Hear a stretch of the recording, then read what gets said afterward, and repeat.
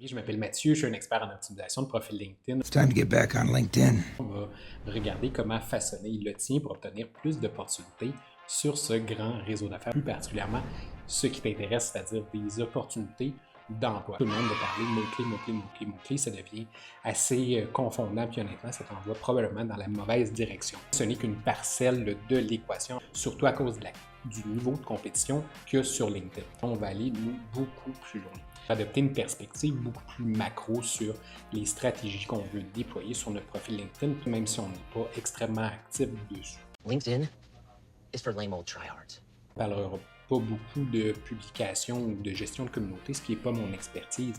À la base, en fait, je suis comme toi, j'aime pas particulièrement publier sur ce réseau que je trouve assez intimidant. Moi, je me donne l'excuse d'être toujours logué dans les profils de mes clients pour pas publier. Je suis sûr que toi-même, tu as tes propres excuses. Il va falloir qu'on l'envisage de plus en plus, étant donné que la pure optimisation par mot-clé d'un profil, c'est le plus l'impact que ça avait. Si on comparait, par exemple, un profil qui avait toutes ses sections de remplies avec un autre qu'on aurait optimisé, entre guillemets, la différence va être assez mineure. On parle d'environ 5 à 10 de hausse de trafic. Donc, il faut redéfinir maintenant qu'est-ce qui est le terme optimisation. Sur le web, il y a deux stratégies. Il y en a une d'acquisition de trafic et il y en a une de conversion. On veut savoir ce qui arrive dans le haut de notre armoire et on veut savoir combien de gens on va convertir au final.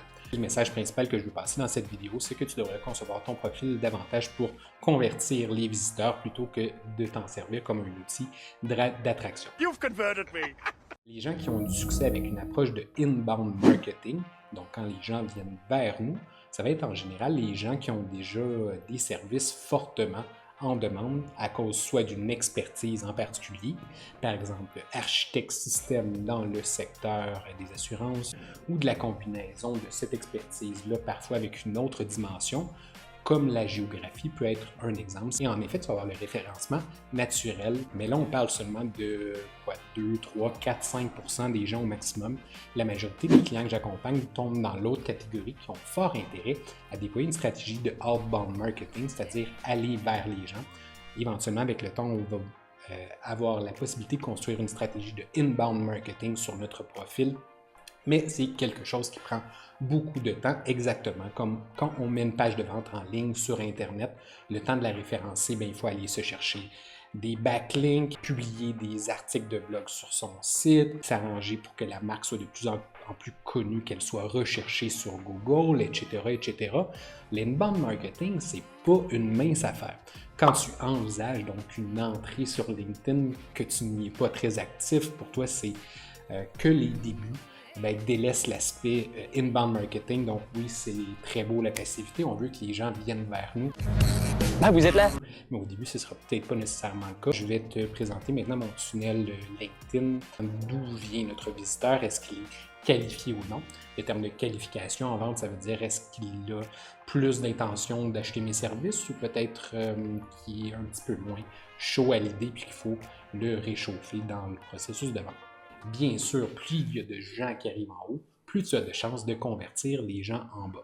Mais ce n'est pas toujours vrai parce que des fois, il y a un seul visiteur qui, à lui seul, peut en valoir 1000 parce qu'il va t'apporter l'opportunité que tu attendais qui va définir tes 20 prochaines années de carrière, par exemple. Donc, tout le trafic que tu reçois n'aura pas la même valeur et c'est primordial de le comprendre parce que tu vas surtout vouloir t'adresser aux gens qui sont déjà un petit peu qualifiés. Lorsque tu entends stratégie de mots-clés, d'optimisation par mots-clés, ça s'adresse aux gens qui sont sur le 4e palier, ce sont des inconnus avec une intention déjà parce qu'ils ont effectué une recherche, donc ils veulent trouver quelque chose, d'où l'intention. Une signature de courriel où tu aurais le lien qui mène vers ton profil, par exemple, c'est un visiteur qui est encore plus qualifié, c'est un visiteur qui est déjà intéressé par moi. Non seulement il avait une intention, mais maintenant il a l'intention de me connaître. Supposons que tu es dans un événement de réseautage, que tu rencontres quelqu'un de super intéressant, ton profil ne va pas s'adresser de la même façon à cette personne-là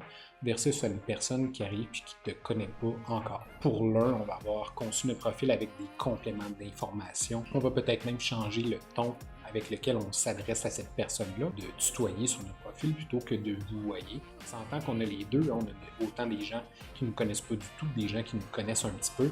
Comment rejoindre les deux à la fois, c'est là que ça peut devenir dangereux. on veut décider à qui on va s'adresser et ça veut dire de volontairement délaisser un autre groupe. Notre page de vente n'est pas si différente de toute autre page sur le web. On veut attirer et on veut convertir. Parlant d'attirer les mots-clés, ce n'est pas la seule façon, comme je te disais. On peut aller parfois générer du trafic ailleurs sur le web. J'ai mis l'exemple d'un podcast ici.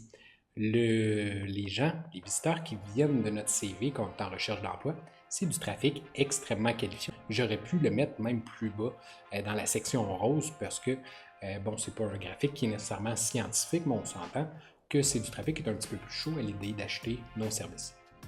Le réseautage, du trafic extrêmement qualifié encore ici. Dépendant de à quel point tu t'es rapproché de la personne en question. Rapprochement, occupation double. On a aussi, si tu as donné des conférences, on a aussi, quand on tape notre nom sur Google, les employeurs qui viennent te voir ont déjà eu un avant-goût de qui tu es. Donc, est-ce que tu vas repartir de zéro avec « j'ai suivi telle formation, puis voici mon expérience » quand tu écris un sommaire pour parler comme si la personne ne te connaissait pas du tout. On s'entend que ça va être un petit peu plus répétitif. C'est pour ça que c'est crucial de penser à comment est-ce qu'on organise notre funnel pour que ton funnel soit le plus optimisé possible et pas nécessairement seulement le profil LinkedIn. Et puis, en passant, les posts LinkedIn sont assez hauts dans la pyramide, mais je veux ouvrir une parenthèse là-dessus. Souviens-toi que LinkedIn, c'est un réseau social et que tu publies du contenu. Les publications LinkedIn, même si ça ne va pas t'apporter un trafic hyper qualifié, c'est l'une des meilleures façons de générer beaucoup de trafic dans le haut de ton entonnoir. Plus ton tunnel de vente est long, plus une personne va avoir du temps pour se réchauffer à l'idée d'acheter tes services. Donc, si ton tunnel en ce moment en recherche d'emploi, c'est seulement j'envoie mon CV puis je m'attends à recevoir des appels, mais la personne dans un processus aussi court va nécessairement être beaucoup plus froide que quelqu'un qui t'a vu sur d'autres plateformes, par exemple.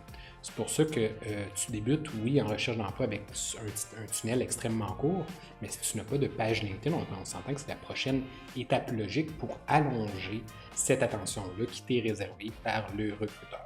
Dans l'exemple qu'on a sous les yeux, le deuxième tunnel qui lui comprend autant le LinkedIn, un Linktree, un Instagram, cette personne-là. Donc, avoir une meilleure idée de qui tu es. L'iceberg LinkedIn, lui, illustre de façon visuelle ce que je te disais un petit peu plus tôt, c'est-à-dire que tout le monde va te parler de mots-clés en ce qui a trait à LinkedIn, mais aussi vont tous te dire « faut que tu publies, faut que tu publies, faut que tu publies ». Et on a déjà ce sentiment de culpabilité déjà bien présent de ne pas publier assez. Allons un petit peu plus loin. Qu'est-ce qui est contenu aussi dans notre iceberg? Parce qu'avec notre iceberg, on veut rejoindre du trafic plus froid cette fois-ci. Une fois qu'on est passé dans nos contacts, qu'on les a rejoints de façon individuelle, il va falloir rejoindre de façon individuelle peut-être des inconnus, soit directement sur le réseau ou dans des activités hors LinkedIn. Aller dans des événements que ça ne tente pas du tout d'aller pour se faire des nouveaux contacts, puis les ajouter à LinkedIn, donc les faire passer automatiquement très bas dans notre funnel. Cette personne-là pourrait nous arriver du jour au lendemain avec une opportunité d'emploi pour nous ou une référence, une recommandation vers quelqu'un qui cherche quelqu'un. Lorsqu'on a un visiteur sur notre profil, quelle est l'action suivante qu'on veut qu'il pose? Est-ce qu'on veut qu'il nous contacte? À ce moment-là, on va bâtir notre profil pour quelqu'un qui a déjà été réchauffé en amont de notre tunnel. On a à la gauche ici des actions qui sont par définition un petit peu plus froides. Le clic, ça peut être vers un CV qu'on aurait logé à l'extérieur de notre LinkedIn sur un Dropbox par exemple, mais ça peut être aussi un lien vers un autre compte de médias sociaux. Ça peut être vers un portfolio sur Behance, donc on redirige notre trafic vers une prochaine étape, quitte à ce que cette personne-là revienne sur notre LinkedIn ou sur notre CV pour nous téléphoner. Peut-être que ton appel à l'action, alors que tu rédiges dans ton sommaire, va en être un de prise de contact versus un autre qui serait voir plus, à ce moment-là, ce serait veuillez consulter les détails ci-dessous pour apprendre à me connaître. Bien sûr, tu peux jouer sur les trois fronts. Pour ceux qui veulent en découvrir plus, tu vas en avoir d'autres pour générer un clic externe, tu vas en avoir d'autres pour une prise de contact. L'appel à l'action dont je viens de te parler, mais ça peut être aussi d'aller préciser à qui est-ce que tu t'adresses dans ton titre LinkedIn, qui ça va avoir une probabilité beaucoup plus forte de convertir en une prise de contact. Je te donne un exemple. Sur mon profil antérieur, j'avais une mention qui était basée sur un critère démographique pour mes visiteurs, c'est-à-dire que j'aide les gens de 50 ans et plus à trouver un emploi. Et ça avait beaucoup d'impact parce que la personne qui se sentait interpellée par ça ouvrait sa messagerie puis m'écrivait quelque chose pour éventuellement obtenir mes services avec une rédaction de CV, optimisation LinkedIn, tout ça. Un média, comme je t'avais parlé, ça peut être une recommandation sur ton profil qui donne plus d'informations aux gens. En principe, on veut complémenter l'information qu'une personne qui serait déjà passée sur notre CV aurait déjà eu. Ben voilà, là, on lui envoie d'autres infos. On ne peut pas mettre des médias sur notre CV, mais on peut en mettre sur notre LinkedIn. Là, j'ai seulement mis 9 exemples, mais si tu veux exécuter une stratégie plus poussée, peut-être qu'il serait intéressant pour toi de contacter mon service d'optimisation. On vient de parler particulièrement d'optimisation LinkedIn. Maintenant, je remonte encore plus macro pour voir les concepts de comment se vendre. C'est super adéquat ici parce que lorsqu'on parle de mots-clés, ben, on est dans une approche par caractéristiques. En vente, les caractéristiques, ce n'est pas tout. Certes, c'est super important parce que tu veux savoir le produit que tu es en train d'acheter. Lorsqu'on est en recherche d'emploi, ben, ces caractéristiques-là sont notre expérience, nos certifications, les langues qu'on parle, notre condition physique. Et la majorité des gens en recherche d'emploi vont vanter les caractéristiques. C'est pour ça que ça les met tant mal à l'aise avec le fait de se vendre pour un profil LinkedIn où on veut beaucoup aller jouer au niveau des résultats, des émotions. Puis la dernière étape de la pyramide, je vais y revenir un petit peu plus tard, c'est la plus importante. Ça prend tous les niveaux quand on se vend. Si tu fais juste bâtir un profil en dispersant des mots-clés, tu demeures au niveau 1, comme exactement tout le monde fait. Tu fais un sommaire qui fait juste dire les choses classiques comme détenteur d'un MBA exécutif en t'adonnant. Tu es encore là au niveau des caractéristiques. Nuance super importante, on ne s'arrête pas là parce qu'on veut présenter un résultat potentiel. Quand on bâtit un CV puis qu'on insère des réalisations, même principe, on est dans des résultats parce que des résultats passés, des réalisations, des accomplissements vont se traduire, ou du moins c'est comme ça que l'employeur peut le percevoir. Il va en venir à la conclusion, tu peux répéter un tel exploit chez lui. Une stratégie d'émotion, on va parfois débuter avec notre phrase d'impact, puis compléter avec quelques mots-clés ou peut-être compléter avec une phrase qui présente un résultat. Le point de vue, c'est ce que je me réfère avec la curiosité, le fait d'observer, écouter, comprendre, poser des questions. C'est là que tu apprends à connaître ta cible, puis ton profil va évoluer pour de plus en plus répondre à ses besoins au fil du temps. Plus tu apprends à connaître ta cible, plus ton profil va être interpellant pour elle. On a vu comment se vendre, on a vu le concept de trafic et de conversion, on a vu qu'on ne doit pas s'adresser à tout le monde en même temps, qu'un employeur A peut être là, lui, pour collecter plus d'informations à notre sujet, puis qu'un employeur B peut être là parce qu'il demande juste à être convaincu, c'est l'étape finale pour lui, juste avant la prise de contact, et on parle de façon différente à ces gens-là. Je te rappelle qu'une stratégie de trafic, ça s'adresse à très peu de gens, et la stratégie de conversion dont je t'ai parlé plusieurs fois aujourd'hui, c'est habituellement la stratégie à privilégier lorsqu'on est en recherche d'emploi. J'espère que tu en as appris beaucoup, j'espère avoir réussi à déboulonner un petit peu le fameux mythe des mots-clés, parce que ce n'est pas tout, même que c'est pas grand-chose.